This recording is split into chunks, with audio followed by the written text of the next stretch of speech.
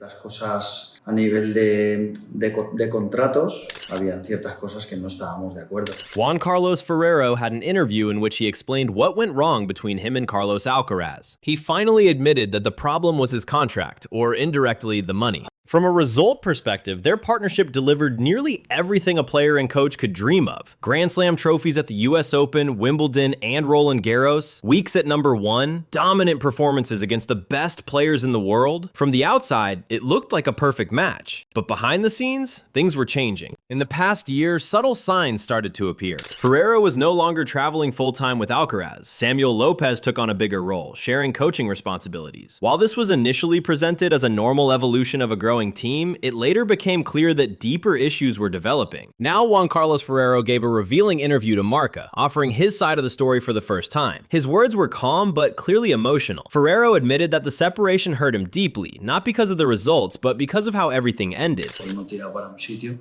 y los otros pues tiran para el otro. Ha habido ciertos temas que no hemos estado de acuerdo, las dos partes, y que en este momento pues en el punto que estamos en la relación, puede ser que se hubieran podido salvar si nos hubiéramos sentado a hablar, pero al final pues, no nos hemos sentado y hemos decidido no seguir. Ferrero explained that the main problem came during discussions about the future, specifically the contract for the next season. According to him, there were differences in vision and certain conditions that couldn't be aligned. What stood out most in his interview was his belief that the breakup might have been avoided. He said that perhaps if they had sat down properly and talked everything through, the situation could have been resolved. But that conversation never truly happened. He emphasized that money was not the issue, pushing back against rumors that financial disagreements caused the split. Instead, Ferrero described it as a lack of real dialogue at a critical moment. For someone who invested years of his life into Alcaraz's development, that absence of communication was painful. He said he gave his soul to the project, that he lived every win and every loss intensely, and that seeing the partnership end this way was difficult to process. Todos teníamos la idea de que íbamos a seguir.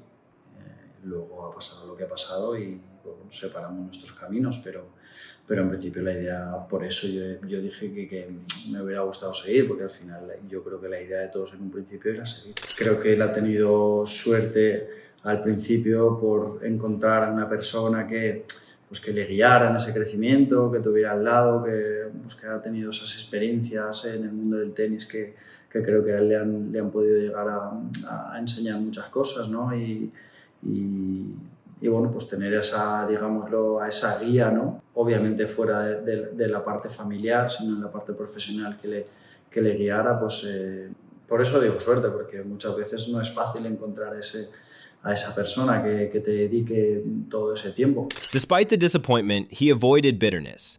He didn't attack Alcaraz personally, nor did he burn bridges.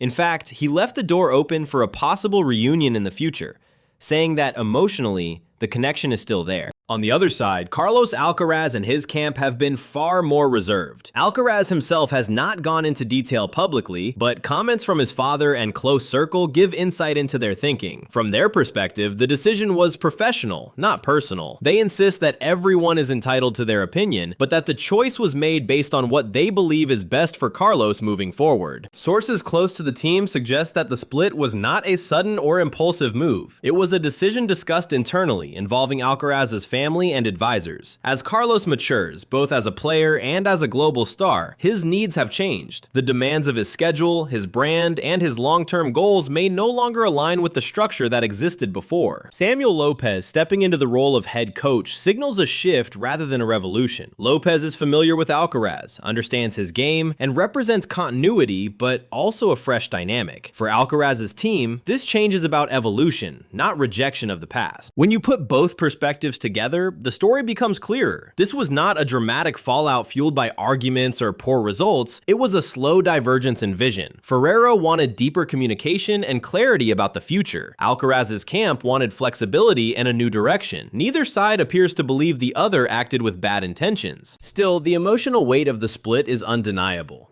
Yo obviamente no es un momento agradable ni mucho menos, porque al final es una relación de mucho tiempo en la que hemos vivido un montón de situaciones y ya pasas a que haya mucho sentimiento, ¿no? Entonces, pues, bueno, al final pues se ha trastocado todo. You can see right here how emotional Ferrero is. Ferrero helped shape Alcaraz into the player he is today. Alcaraz trusted Ferrero during the most important years of his development. Ending a relationship like that is never easy, especially when success is still coming. Looking ahead, the pressure now shifts fully onto Alcaraz. Without Ferrero by his side, every win and every loss will be analyzed through this decision. Can he continue dominating without the coach who built his foundation? Can a new voice help him reach an even higher level? The 2026 season, and especially the Australian Open, will offer early answers. For Ferrero, this marks the end of a chapter. De que lo he dado absolutamente todo. Creo que me he dejado el alma en este proyecto. Creo que he invertido muchísimo tiempo, muchísimas ganas, muchísimo trabajo. Pues obviamente con 15 años no ves al jugador, ves lo bueno que es, ves el potencial, pero no te imaginas todo lo que se viene, ¿no? Me quedo con la sensación muy tranquila de haber hecho los deberes y haber hecho, espero que piensen, es un buen trabajo. Yo estoy dolido, ¿no? Creo que estas relaciones son complicadas de dejarlas de un día para otro y tiene que pasar un tiempo,